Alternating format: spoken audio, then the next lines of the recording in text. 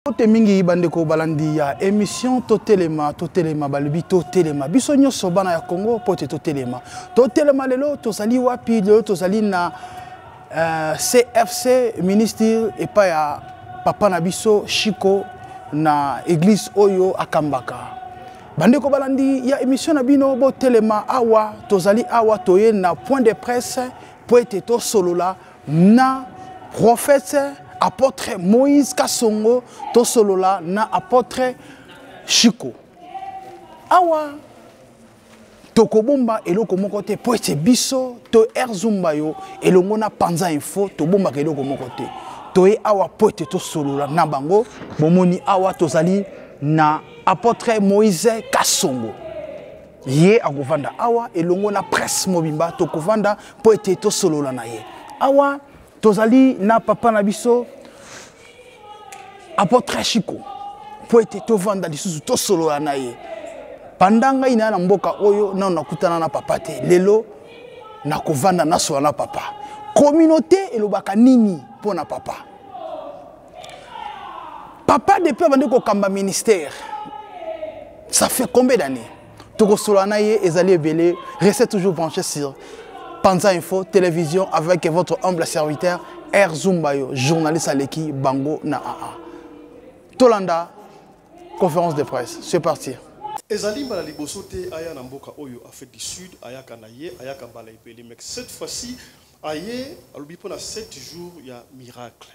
Pour la 7 jours ya miracle. Est-ce que ba miracle wana ko salama 7 jours sur 7 bien ezala ba jour approprié pona asala miracle. Lui, c'est qui? C'est le prophète Moïse Kasongo. Aïe, cette fois-ci, la compte il y a église, push, autre biango, push et la kissi. Pray until something happen. Sambelatin kino miracle et kosalema. Moïse Kasongo, bakutana kindenge nini na apôtre Chiko, apoam visionnaire église push. Yango toko développer yango awa na émission ya lelo.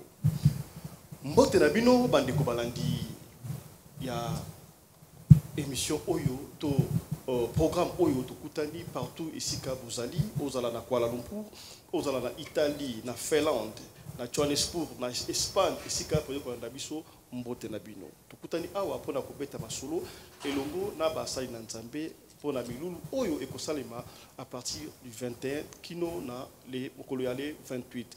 Nazalinga côté na plateau Oyo, Nazali accompagné de ma confrère, de ma consoeur, que je vais devoir vous présenter avant tout entamer.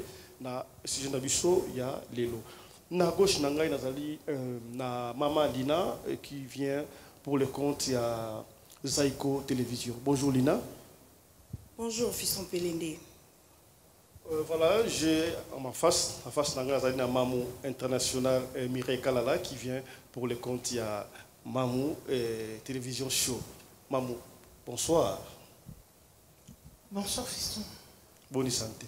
Bon, bien, merci. Très bien. Juste à cause de Mamou, tu as Zoom, tu as l'équipe de journaliste qui vient pour le compte de la chaîne. Bonjour Zoom, comment allez-vous? Ça va. Merci beaucoup, Fiston Pelende. Merci pour Makasi. Nakati à émission, merci. Voilà, merci beaucoup. Il y a grand votre mère, Ruth Assoumani qui vient pour le compte de Nation Wise. Quoi, c'est ça, non? Yeah. Comment tu vas? Ouais, très bien, merci et vous. En et forme? Merci à tout le monde. En forme? Merci à mes confrères et mes consoeurs pour leur présence et aux hommes de Dieu. Merci. Voilà. Mesdames, Messieurs, je crois que beaucoup passé 50 minutes, il y a Momo Kitoko, il y a Koseka, il y a Koyeba et surtout il y a apprendre quelque chose dans ma cam autre Koloba Awa. Na koyamba ba invité na biso ya lelo na droite na ngai nazali na apôtre Moïse Kasongo. Apôtre, bonjour.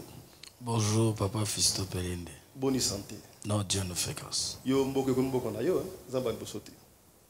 Bon, nous sommes salama na volonté na ye.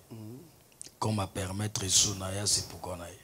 Voilà, to kozongela yo to sape mbote lo saku pa ya visionnaire église push CFC push Christian Family Church push pray until something happen. Mbote na yo apôtre Chiko Apoam. Mbote papa Fiston. Bonne santé. Kitoko. Voilà. tozana bino cours mission lelo na continue la question liboso et pas apôtre Moïse Kasongo tout le monde a kayo oyaka na Afrique du Sud au salaka ba convention ba séminaire mais cette fois-ci pour na 7 jours invité par l'église Push beaucoup de la kindengani na église na apôtre Chiko après boye bala kinde qu'est-ce qui a fait que boya lelo pour ça là loko ya 7 jours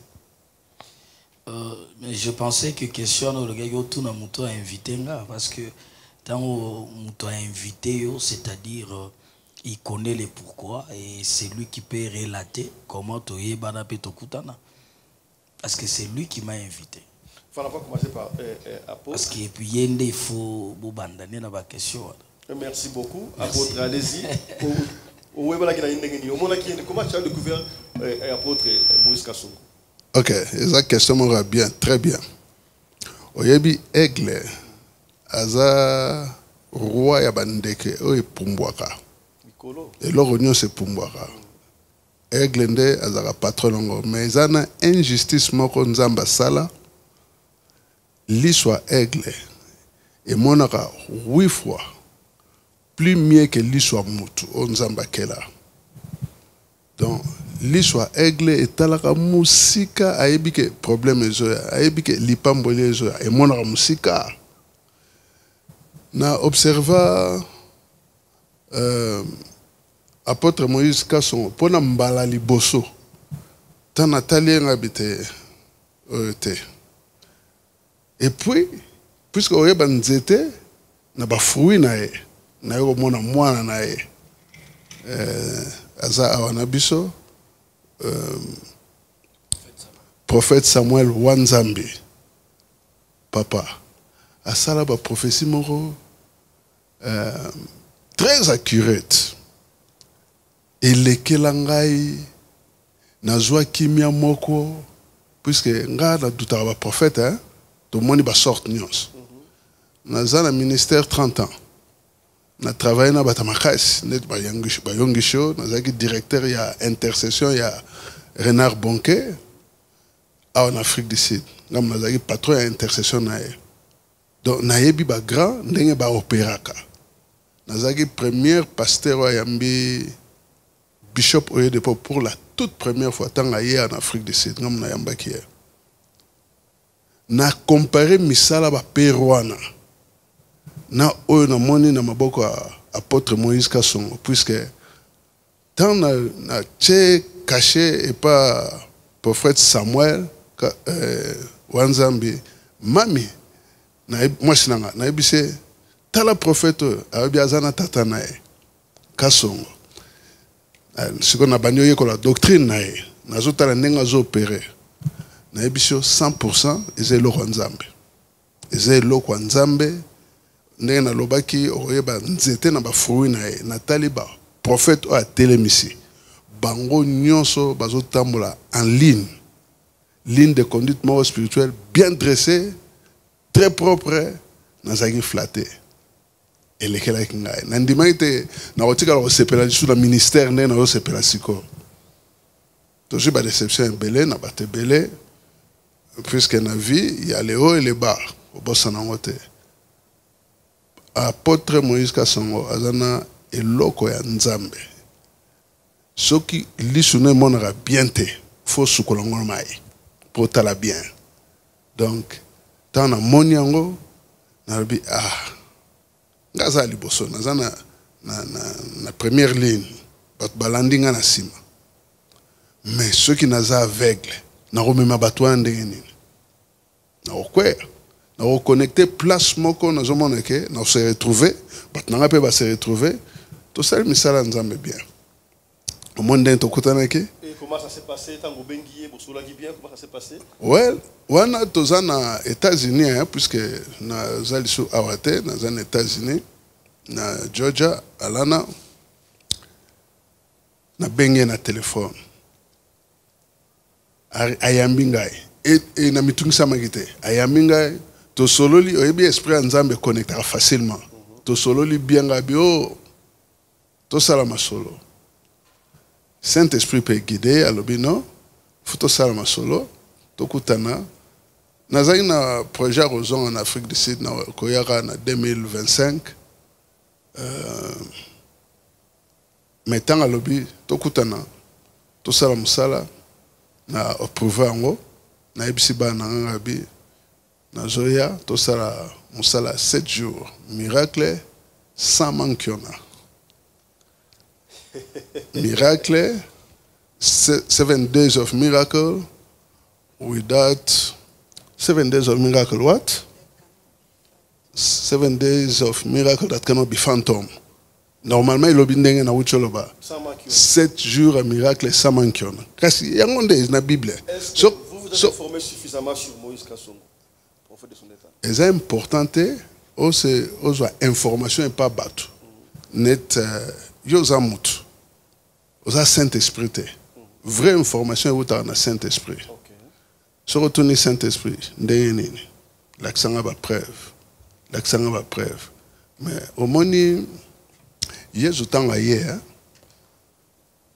ba pasteur ni ba ndimela ki ye moko te ba bazao reconnaître Yesu facilement ba démon ba biyoza mwana nzambe erno ko déranger biso ekokina ntende ni olingo sa biso boye point tinda biso na bangolo ba vrai serviteur nzambe o ba yekola ki lilo nzambe ba ye ba reconnaître Yesu te ka bato bande baza molimo et puis molimo mbindo kutu mutezo reconnaître Yesu. Na lobite foza na molimo mbindo pour reconnaître Jésus mais chose na Saint-Esprit à solo nzamba relaxer que mutango yeyo. Très bien. Apôtre Moïse Kassongo. Botier 7 jours ya miracle ya makionate. Pour nous connaître 7 jours. Et puis qu'est-ce qui est spécial au salima na 7 jours wana o na no salate bando ya mboka o. Je crois que programme Union CP Samara ndenge nzambe orientera toujours basali nae. Le miracle, les temps de miracle n'est pas encore passé. C'est quelque chose qu'on doit continuer, ça va continuer. Tokokufa, bato, bano, bako remplacer biso, bako tia sango malamu. Dieu utilisera ses serviteurs je peux dire, de génération en génération. C'est-à-dire, il n'y a pas de nouveau. Ce que moi je peux faire, ce que le bishop Chico peut faire, ezana bato basi basala yango. Vous comprenez? Kotambusa bakoka ezana bato batambusa dia bakoka. Ava biso kututobo tama tondimela Jésus. Ko sala ba plein ko prophétiser ezana bato basi ba prophétisa. Donc 7 jours wana c'est un chiffre qui est prophétique parce que ce que total chiffre 7 est un chiffre à repos prophétiquement. C'est-à-dire Batunyo Sobakobanda de premier jour jusqu'à la 7e jour, c'est-à-dire 7e jour, Tozokotsa Batunakacha repos. Et quand nous disons repos, dans la révélation, Rokotana repos ya célibat nayo, Rokotana repos ya stérilité nayo, Rokotana repos ya maladie moko souffra bambula na bambula. Donc, ça sera 7 jours oyo bisoté, mais c'est Dieu qui sera en action pour délivrer ses enfants. Très bien, merci. Madalina. Un instant, s'il vous plaît. Je vais poser ma question au pasteur Chico. Apôtre, vous êtes pasteur ou apôtre? Apôtre. Apôtre Chico. Apparemment, c'est comme si le vieil âge n'a plus rien à donner. Voilà pourquoi vous recourez à la génération montante. Good. À vous entendre parler. C'est. Et pourquoi tous les doyens ecclésiastiques de l'Afrique du Sud, vous aviez pris la poudre d'escampette, alors que l'Afrique du Sud est la terre qui vous a vu neutre, chrétiennement parlant. C'est ici que vous avez sémé. C'est ici qu'il y a vos racines. Mais vous quittez l'Afrique du Sud pour d'autres horizons. Y a-t-il une raison spécifique? J'aimerais d'abord savoir avant de passer à autre question. Pour quitter l'Afrique du Sud et aller à... Parce que vous n'êtes plus en Afrique du Sud. Pourquoi? Alors c'est ici qu'il y a vos racines. Ok. C'est ici que vous êtes beaucoup plus connus. Et vos œuvres, parce que moi je vous suis pas pasteur du Congo, vous étiez en Afrique du Sud, je vivais vos miracles à la télé. Mais quand je suis arrivé pour venir le vivre sur place, vous n'êtes plus là. Y a-t-il une raison spécifique? Ok, merci maman. Gaza French there. Il n'y a pas de souci. Good. Oyebi Bible elobi bana nzambe bayokaka o nzambe azoloba po guider bango. Mama nasambelaki nzambe olingi nasala musalo place nini olingi nasala nini. Ezara d'ailleurs question nanga ya tous les jours. Olingi nasala nini lelo olingi nasala nini semaine oyo olingi nasala nini na mois oyo ya septembre olingi nasala nini na année oyo 2025. Na ebandeli ya prière nanga avant na kota prière makasi na tuna nzambe olingi nasala musalo place nini na yoki mungongo ezo ebisanga Georgia kabi Georgia oya IRSS etungisanga makasi jour musuna otala boye Georgia ezana États-Unis motema nanga ekomi na kimia puisque soki nake na IRSS funa yekola monoko na bango donc nakobanda liso na zero nayokaki mongonga nzambe mama apôtre asala ministère place moko te. Ministère place moko eza mpona pasteur aza berger andako nazan au moins na temps mosusu 52 55 ou bien 6 pasteurs na église oyo natelemisi bapasteur ebele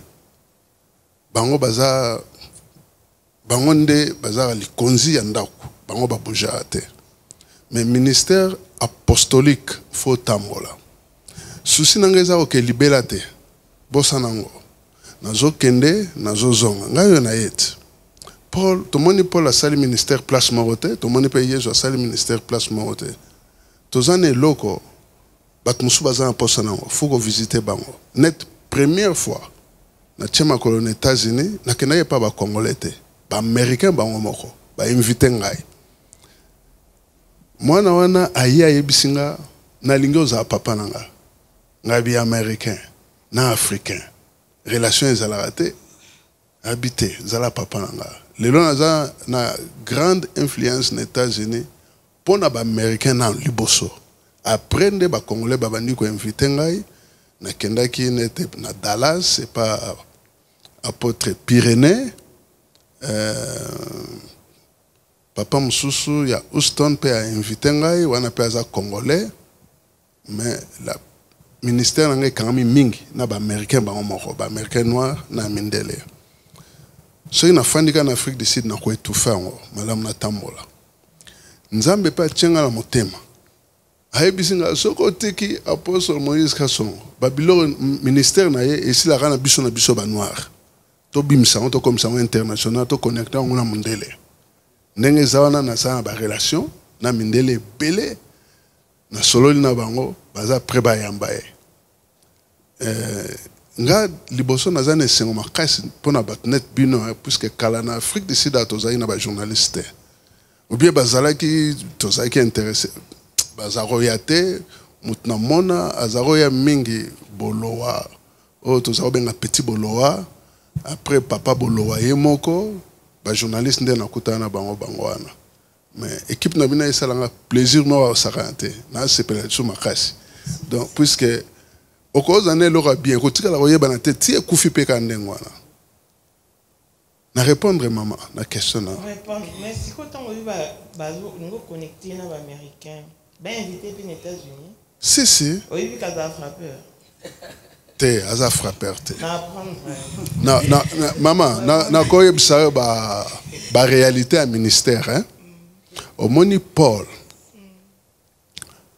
ayebisi biso ke Yesu Kristo aza riche akomaki pauvre po biso tokoma bariche bato ebele bazokanisa soki oza pasteur fo ozala pauvre eza bongo te bato ebele bacomprendre yango te soki otangi na Matthieu chapitre 8 kobanda na verset 1 ti ntango okita avant okita na se ozomona moto ya liboso Yesu awuti na ngomba awuti osambela groupe bato ebele bazolanda ye mais ka mutu moko azwa guérison mutu nini wana azaki lèpre abi soko siminga soko lingi osiminga na okoma bien soko lingi okogérir ngai Yesu asimbi azwi guérison tanga azwi guérison apesaki mafuta te apesaki eloko te kako simba nzoto azui guérison yezo ayebisi kende na église kende kopesa offrande ya guérison na yo siko soki pasteur alobika apesa offrande amemi ngambo poani aza frapper te asala volonté ya nzambe. La première question répond, c'est comme si le vieil n'a plus rien à donner et on peut comment recourir na bango pour se ressourcer pour sa force. De toutes les façons, Bible lobby iron sharpen iron. Na si vous bien anglais hein. Na français lobanini. Good. Iron sharpen iron. Toza ba esprit te toza batu. Faiblesse ezalaka. Merci. Mais vous reconnaissez que vous êtes maintenant épuisé parce que vous avez beaucoup. Si. OK. Faut que vous soyez honnête. Yeah. Au-delà de toutes vos prouesses, nous le qui patron, il y a intercession à Renard Banque. Si. Vous avez réussi telle personne en premier et tout. Si. Et vous n'êtes pas les seuls. Toujours dans la même lancée. Bah pasteur même son sauté bah papa même sur les lots. Est-ce que nous il faut être sincère, on reconnaît que vous avez perdu le respect, l'estime et la considération que vous avez autrefois? Si. C'est dire tu te dis à quoi? OK. Au moins nous avons deux comportements dans le ministère. Ils ont un esprit un esprit de famille. So na zu micro. Na bandi ganga tata mwasi nanga fandi quelque part wana. Ou bien noko nanga aloba ozoganga kanet lo tata na bino hein.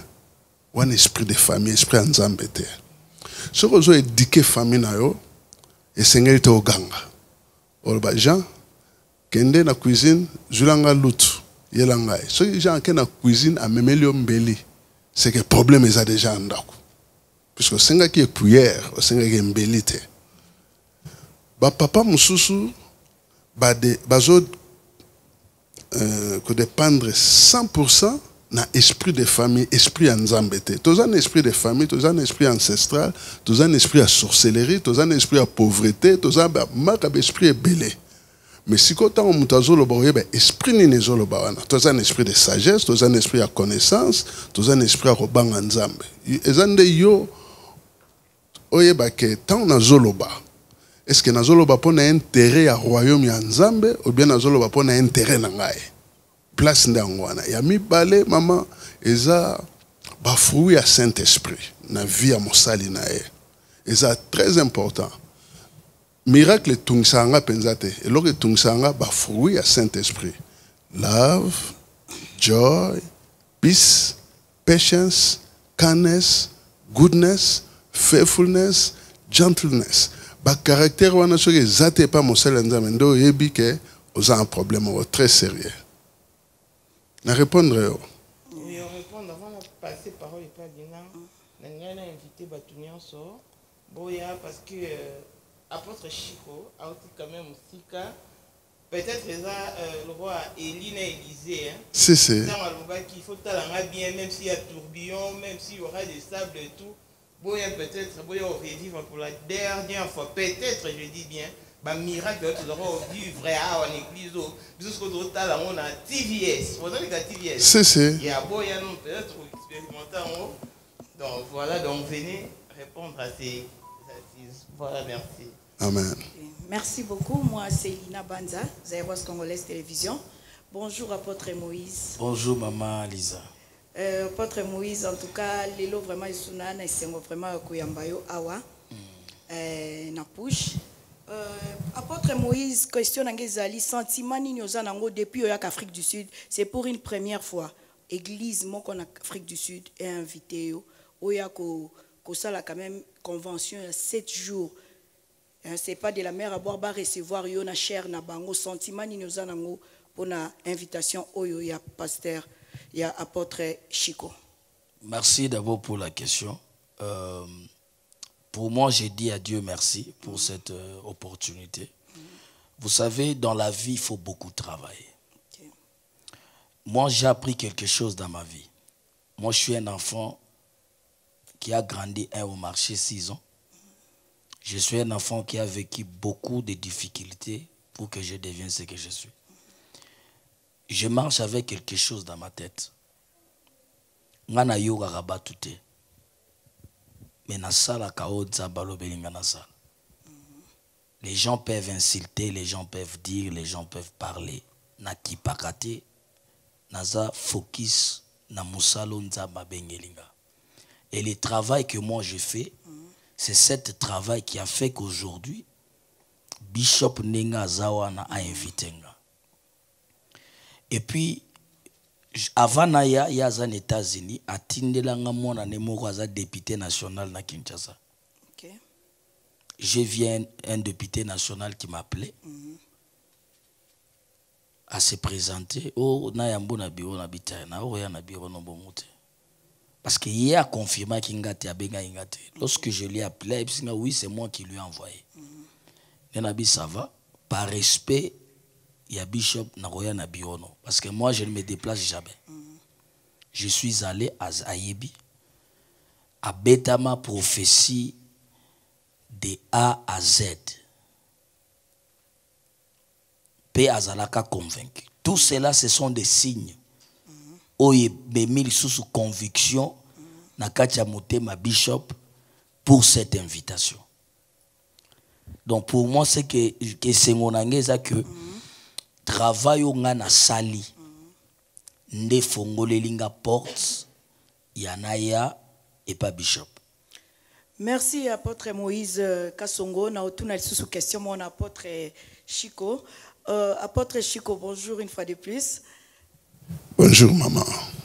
Apôtre Chico, en tout cas, tout le monde a invité apôtre Moïse Kasongo, Lelo na Afrique du Sud, na Johannesburg. Ezali parce que Monique Église, au Fongola qui na Afrique du Sud, au Nzambatinda kyo, lokola apostola, au Sala na Afrique du Sud, au Monique sans yo Église et comme il chité. C'est pourquoi à partir des États-Unis, au moment qui première convention, il y a au Sala qui a invité apôtre Moïse, et à la Johannesburg, au lieu qu'ils à les États-Unis. Parce que si je ne me trompe pas, apôtre Moïse a été appelé des États-Unis. Donc, au Sala convention, on a pourquoi pas seulement aux États-Unis, pour Anini Kaka en Afrique du Sud, na Djobour, là où toi-même tu étais. Ah, ok. Merci maman. Bon, Eza Boy. Église et chitete, c'est difficile puisque Bible lobby Jésus Christ azotonga église nae pa porte ali felo et kolongate. Ceux qui n'ont supporté le langage que église est quoi, c'est que naebi Jésus te. Sur le tel na Bible, au moins na groupe mora ba pauvre, balandi David. Bazaki na ba nyongo, bazaki ba vrai pauvre. Et là, on n'y a pas David. David, aboma lion, aboma Goliath, aboma ba ours. Babi, muto, so aza leader, mais biso to comme un étier. David, aza ina secret moko. Bible le dit très bien. David azaki ko sambela 3 fois par jour, ko kumisa nzambe 7 fois par jour. Mais azaki na grande famille. David na mnorone moko na psaume 132 azoloba. Na rocha mutu na mbetu te soki na koti na église te funa banda na église. David azaro sambela mingi ba pauvre wana na bata ba nyongo wana ba moni David azo sambela ba embrasser David na prière na e et loko liboso ba yekola ke pas David prière ya mibale ko bunda bitumba neto za bitumba na mboka. David azaro bunda physiquement, spirituellement te physiquement. David a une grâce moro très spéciale. Batouana bazagi ba pauvre, car même Bible, et bandio benga bango, mighty man of David. Ba komi ba grand ya David. Moko te azaki pauvre na kati na bango, moko te azali ko skolela lela, mais soko tangi siko ba qualité ya batouana mususu, David ye moko, na ba soda na ye ba kende ba bunisa ba Philistin. Mais les Philistins peuvent robunda. David a la cheval nae, a kenae, ba Égyptien, ba Israélite, mususu pe, ba bauli ba cheval na bango, ba kena bango, ba rotika ba paya. Baza ba Israélite mais lokola baza na sa mungongo na sa leadership ya David. Ba robunda ta musu mutwana tikalika ye moko azobunda contre ba Philistins. Nzamba opese makasi abomi bango nyonso. tangu David akoya na bato na ye ezaka po balokota bomengo ya bafilistin baya kobundisa bango. Donc na musala na église ekotikalaka mutu moko liloba nzambe panzana. Amen. Merci beaucoup, apôtre Chico. Nous avons une question sur le pasteur Moïse, mais nous avons confrère Nanga Erzoum à Loba. Merci. Yeah, merci beaucoup. Moi, c'est Erzoum, journaliste qui est là. Il y a une question Nanga Liboso. Salut, la salle Nzambe, papa Chico, na papa Moïse. Salut. Question Nanga Liboso, Zali. Awa na église ya papa na biso push. CFC la convention où ils allaient pendant 7 jours, il y a le 21 jusqu'à le 28. Où il y a une idéologie à Okabola Foufou, na prophétie tondengeni. Pour tout le monde qui part apporte Charlie Moubiala, Okabola qui Foufou na prophétie. Batubayi Bolanda Foufou, na Senango, bazu prophétie. Idéologie non mais même sous tondengeni. Deuxième question, Deuxième question, pourquoi style Oyo, ce qui m'a dit, amonio maman le la païen, amonio le la musicien. Batumingi, ce qui bamonio, balobaka prophète Moïse Kassongo, deux fois. Assis ici, ma frère, na cimenterie de Lukala. Merci beaucoup. Je bénis le Seigneur pour de tels genres de questions. Et moi, ça me fait plaisir. Je crois que l'objet, première question, na yesu qui na une idéologie au Kaba Foufou et puis parce qu'il n'a cabé pas apôtre Charlie Moubiala. D'abord, premièrement, l'apôtre Charlie Moubiala a tika la ko invité ngate. Moi, j'étais au Congo, à Tindambongo nanga, balukelanga salle. Na loué, na organisé activité nanga. Bakenda ba loué et salle. To suki na ko loué salle te, to loué na ba chantre. To suki na ba chantre te, to loué na instrument na ye. Voilà na kati église na. Si na loué église na ye, na instrument na ba chantre. Ya tikala ko inviter ngate. Maintenant na yoka sango. Il paraît marché mon congolais Zika les histoires comme ça na monanga confrère Nabino fiston Pelé na kenda au sala badon na ba maman veuve ba maman veuve on ba fufu banini parce que na landake depuis avant même na bando ya Afrique du Sud et je lui ai dit na dernière minute yanga ko zo vol na ya je lui ai dit na monaki au kabara babiloko tellement na Kinshasa aza quand même parmi basala nzambo basungaka borfelin na ba veuve. C'est pourquoi j'ai construit une centre de santé na commune na Bumbu na zolo pango mobimba on a tonga centre de santé oyo ba mama veuve o bazana ba carte ya fondation nanga ba soignaka bango gratuit ba iban jezali to lobelela ngo ba filma c'est-à-dire ba tout même et puis je remercie bana nanga mingi ya poto vraiment batine la ranga bakisi badra ba moko ta sombela biso na échographie donc ils ont soutenu cet hôpital là. C'est pourquoi na yaki na initiative wana to sombaki ba fufu et longo na fondation na ye to sungaki ba mamo bayaki. Prophétie d'abord epesa ka lobi côté. La prophétie c'est une révélation. Un prophète c'est qui? Un prophète c'est un messager. C'est un porteur de message. C'est-à-dire le message qu'il parle ne vient pas de lui, mais ça vient de Dieu. C'est-à-dire lorsque Batou baye l'église, Batouana bazana ba problème, bazana ba difficulté. Parce que moi j'ai toujours dit la Bible est limitée, mais l'esprit de Dieu n'est pas limité.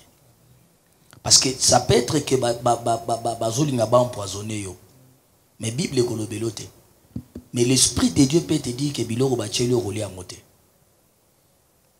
Obengi mwana mukolo nda kulia mekiolia boye mama na gangi non ne mange pas mais qui sait pourquoi biloko ezaki miné le Saint-Esprit. Donc l'esprit de Dieu est là pour nous révéler des choses qui sont cachées. C'est-à-dire la prophétie oyo monaki salamaki waneza muke. Waneza muke parce que Dieu parle chaque jour, Dieu nous révèle des choses, Dieu nous donne des précisions. Je crois que c'est un peu ça. Donc, mais Nzamba se manifester. Ça, c'est la première question on a à répondre. Deuxième question, par rapport à si quelqu'un me voit directement, il va dire deux fois. D'abord, Kolongola. Je te réponds. Je te réponds. Vous savez, aujourd'hui, ce qui tue beaucoup de gens, c'est l'hypocrisie.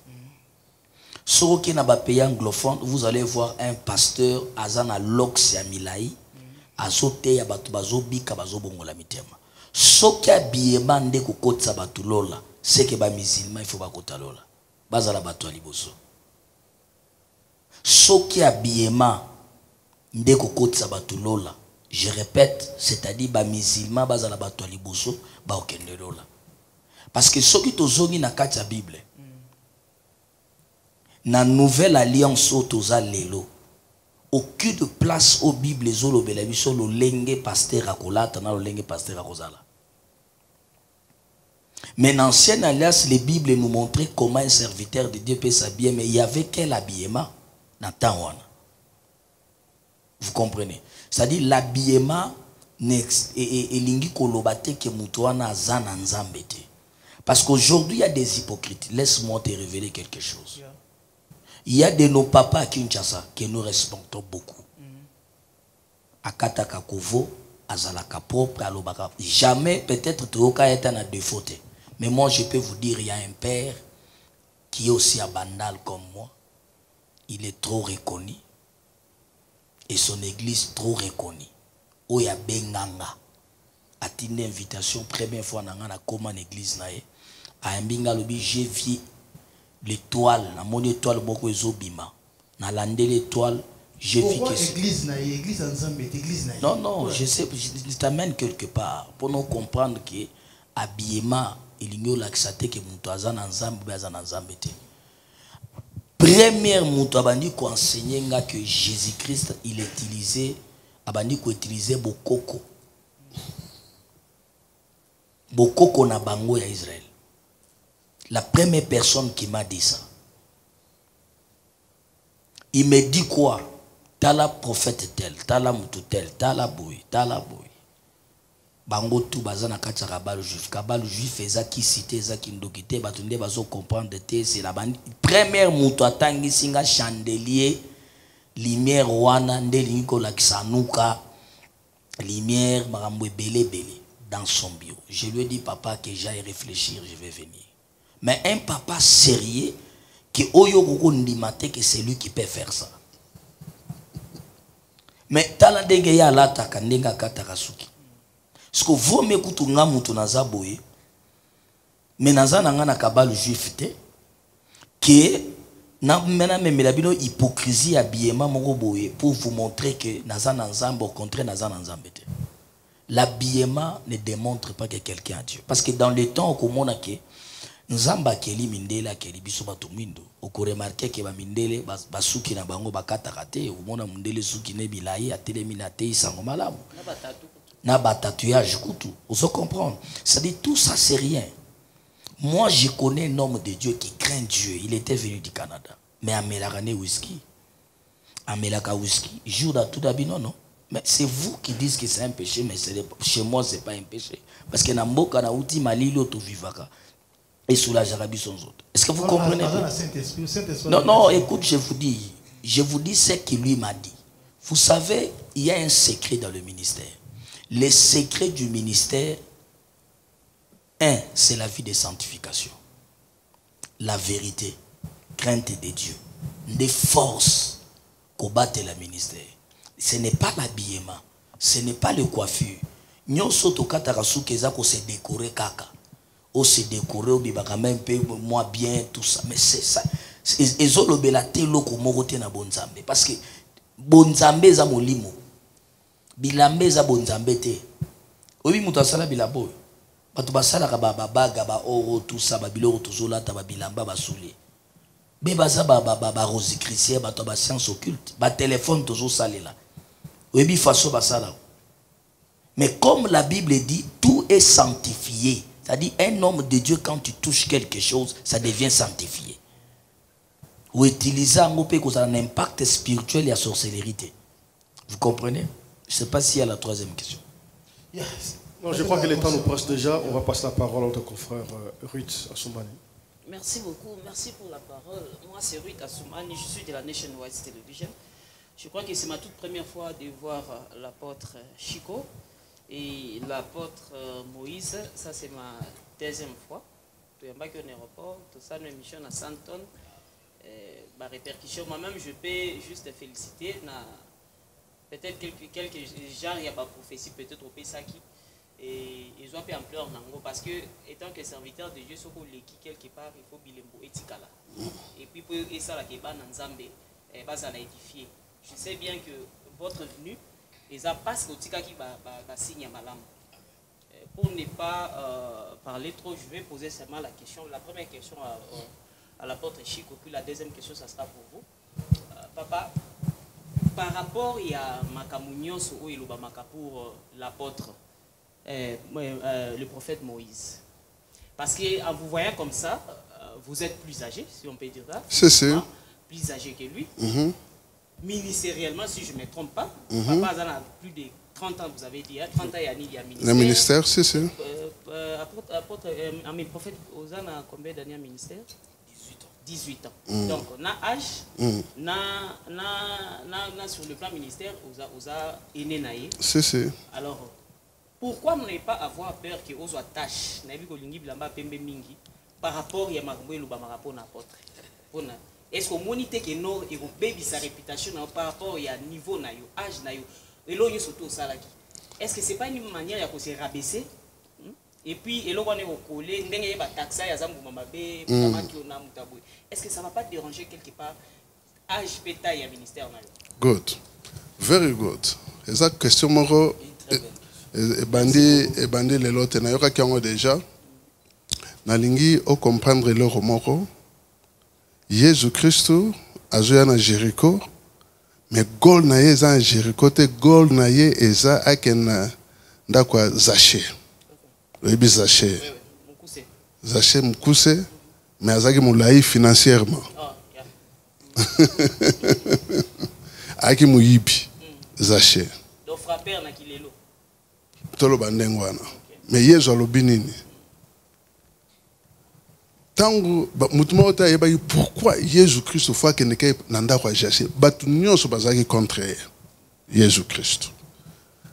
Jésus Christ tango azobotama aza déjà retonisa na Saint-Esprit. Jésus Christ azana foi ya koleka batu nyonso. Mazo ki ne pas Zaché ko sani. Zaché azaki ne loko moko ataye moko Zaché ayeba kiangote. Oyoka likambwana na suka masolo ya Jésus Christ na Zaché.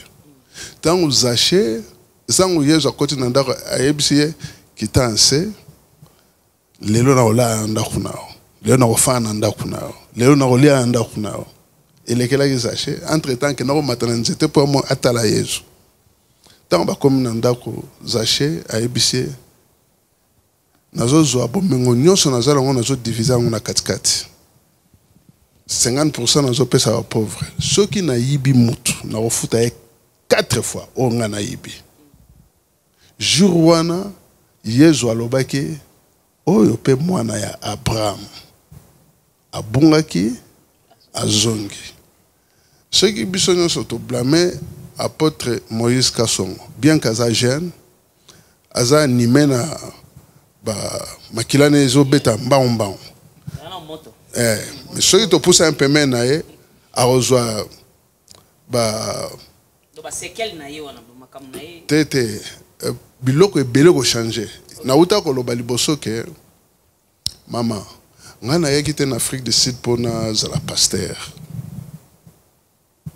na yoka ki liloba nzambe awa et puis na anglais na yeko li bible na français te na anglais na yaki na bundana comme champion mais naza ba journal Sowetan ba komanga Citizen Star naza ba journal ngo ti lelo oyo mais bazo kwa nilango poani ba bité oza très violent roboma mutu boxe eza business, boxe eza ndenge ozosala ngo te. Entre-temps biso na Congo tozonyokama tobetaka mpenza solo. Mais awa balobi eza business. Siko na sali nini lokola bazwa anile bakomba nanga après bayebisi nga ke soko obundi oganye tokopesa bouquet de fleurs. Entre-temps na Congo soki na bundi na gagné na ozozwa 50 casiers ou bien 100 casiers ya masanga. Funa coopérer na bar moko batekeli nga na zimbongo nanga. Mais awa eza bouquet de fleurs. Siko lelo eza ba pesa mbongo te ba pesa bouquet de fleurs. Siko moi sina olia bouquet de fleurs. Bon, au moni siko ba changer système ango. Tozana boxeur honnête Bakole. Aza grand boxeur. Tala ndenge bazo traîner na mabele hein. Bazo bunisa kana ba mwindu soki ba mekena mwa mundele mundela ebise tala. Ozan eloko te na peso 5 millions. Faut kweya. Yo moko mona ki dernièrement ndenga kweya ke. Akweya ki te po azangi makasi te akesa nembongo business. Ceux qui to sambeli papa wana bien te Bakole hein. Et ici la peka boy. Mais champion du monde. Et pas na biso moto chola qui est to diminuer entre temps les années loko. Et loko wana ko kufa peka ndengwana ti pe masole sili. Apôtre Moïse Kasongo azana eloko nzambe. Azana besoin d'un vrai entourage. Okay. Entourage wana ekosala yeke bon, nga na kota ba polémique ya ba biloko mokilité. Nga na yoka. Au moins net fali popa. Est-ce que au moins a produit pour ça pembe? Kala atiri poani. Ba pesa qui est conseil. Ba bina ba grand monde. Ya ba taminene soko lingo beta bien. Ça na tellement naturel. Ozomona. Azui conseil wana a tia en application alors que par exemple un musicien faut ka choko à danser. Ba pasteur pe bazambe erreur na bango. Oko corriger était boyé mais tant autant lolenge na yo abanjo diminuer ya moko. Puisque ko changer caractère a muteza facile te. Mais yé moko so le bité na osala ngo boy siko. Na osala ngo boy siko et que bien. Ta net église na si o sepel na o. Très bien, na sepel na makasi donc. Mais oye bi que toza nyongo te. Nyongo c'est-à-dire boluaka wa. To luaka te. Eza eloko na biso moko push donc il y a biso moko. Pour na vite fait question, uta na famille tchécho si si. Nazai garde corps à pasteur. OK. Na bandai le roi sécurité. Na bandai le roi sécurité. Sikoyo tango yongisho aye. Aye côté ande esprit nzambe kotinga na trembla 3 jours. Nazo ninganaka. So nazo lo bambu nazo ninganaka. Ngamoko na koma y concerné nga bielo nino lisusu. Ba pasteur na bi barabon ba faster. Siko na ningana poani. 3 jours. Ok. Nazaro le cas de délivrance. Na le cas de délivrance belé. Délivrance esprit à Kanda, délivrance esprit à Bitumba, délivrance à Lolendo. Babilo wana nyo se quoi à jour mon côté. Puisque aucun na milieu moko okuti batu baza tout droit. On rechange na. On rechange na. Plus Nazaro sala et pas tant que sécurité. Basa mindele belenga bi baso ba ya olukangai. Moi si mo ta ya olukanga. Koluka c'est-à-dire beaucoup makao. To comme makao. Moi si mo ta ya olukangai. On se discipliner yo moko. Après ba mama mikola mindele wana ba bandio loba yaka sambela kana biso. Na bandio yekola liboso prière et pas ba mama mikolo wana. Ba intercesseur ya église. Ba mama mindele wana. Bon bazaki na ba histoire rebelle puisque bana bango bazaki ba militaire, ceux bana bango ba keko punda bitumba, bango bazo sambela bango ti bana bango ba ozonga. Comment il ba intercesseur église wana. De place na bandio yekola penza prière. De toutes les façons caractère o ngana kenda okuta na église family church. Ceux qui nazaki kana bandeko na biso ba congolais ndeti lelo nazaka maître Chiko. Maître Chiko. Mutumo balinga aza intéressé te Alexandra Bonzambe à solo. et puis na ngana sala style kaka ya ba congolais mais oyo eza style place na ucho yekola eza église ya munene église pe awa efandi na yebisa nzambe puisque na église ozo chasser ba démon so bozo futela jour muso rechasser démon munene akende kota patron mukolo ndako tanga oyela yo tanga ba no machelo ba pri après une semaine je na bossa na ki il fallait matabo ti awe étouffé ministère na yebisi bana ngabi futo somba place na biso moko nde to somba place to somba ki place après 8 mois tant na bandi musala na servir mundele 12 ans awa na servir bandeko awa 18 ans nde to koksi 30 ans toza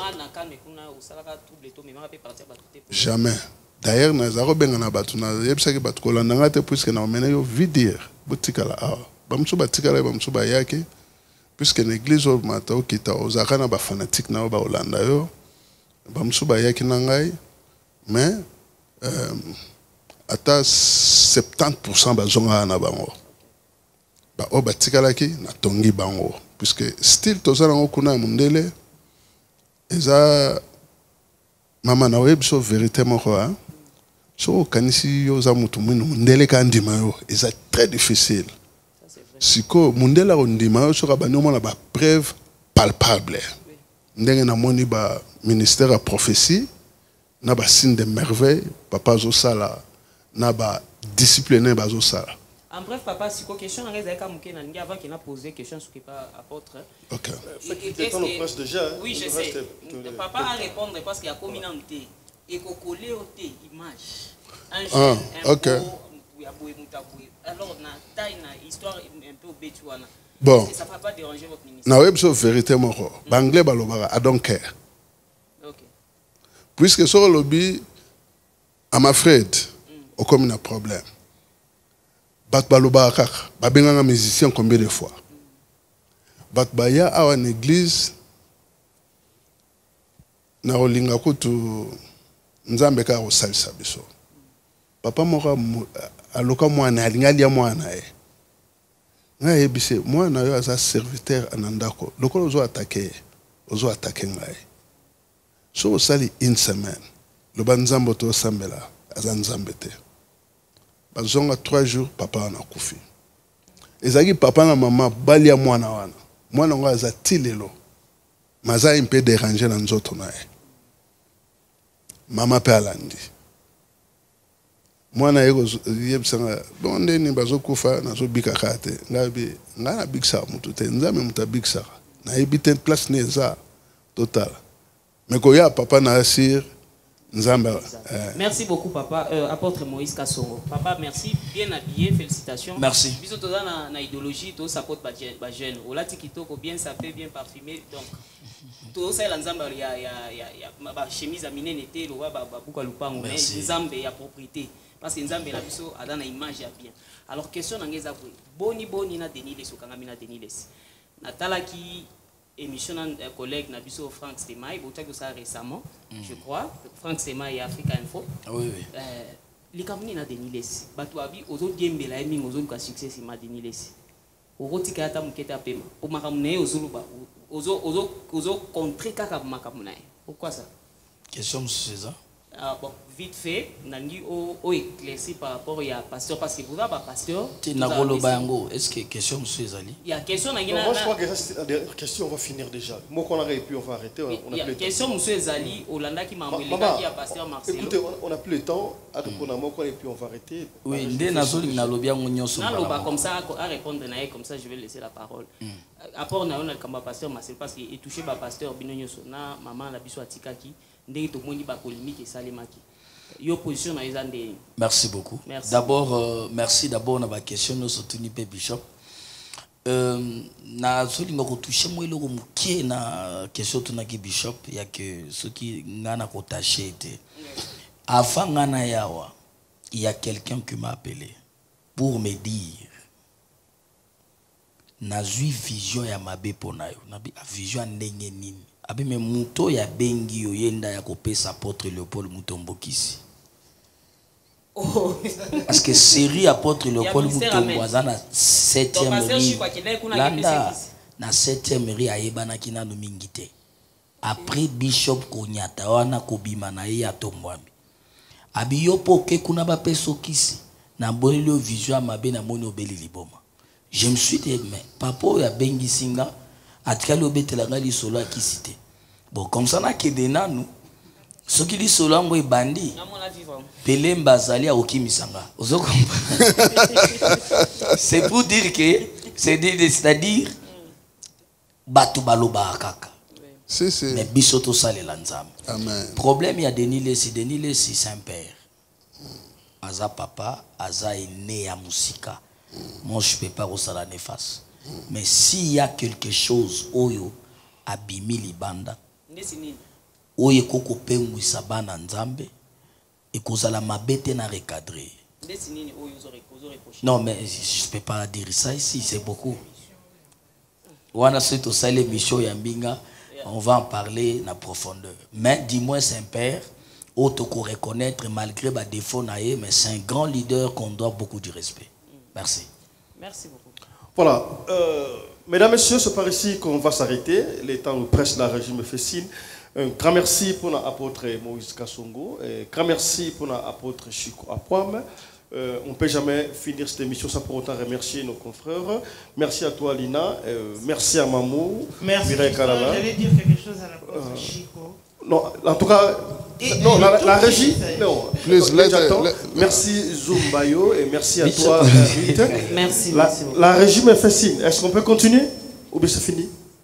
On donne 5 minutes, allez-y. Thank you. En fait, je voulais dire merci à l'apôtre Chico pour tout ce que vous avez fait. Merci, maman. Dans l'église corps du Christ. En fait, merci aussi parce que, en dépit de votre richesse, de votre fortune, mais vous avez quand même pu garder votre belle taille. Mais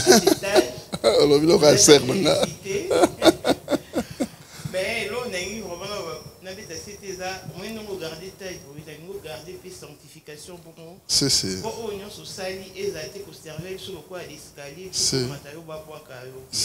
préférait vraiment nous garder. Toi, non, mais comment quand vous êtes un homme simple, humble et tout. Donc, au demeurer pour atteindre le dernier jour, tout le monde peut hériter dessus. Amen. Champion boxe. Très bien. Pas fiston, il y a pas un système à outil qui est là-bas, logo. Parce que héritage. Tes abongotin, nzambe fa lobat. Les attaques est au moins moi, on a moi si tu as mobile à commune. Tes zana ibselo mo mama. Na souhaité za la bongo. Ce nzamba lobby. Est-ce que Joshua azaki mwana Moïse? Nzamba ebisi Moïse alobi cha Joshua maboko a continuer musala. Mais Moïse azaki na bana na mwasi na bana na baza ba Éthiopien. Maman bango Éthiopien. Ezaki bongo te. Faut que l'on a conduit à Saint-Esprit. Net na simananga awa. Nazana deux assistants. Moko Zimbabwe, moko Congo Brazzaville. Baza ba Congolais te. Na staff. Si.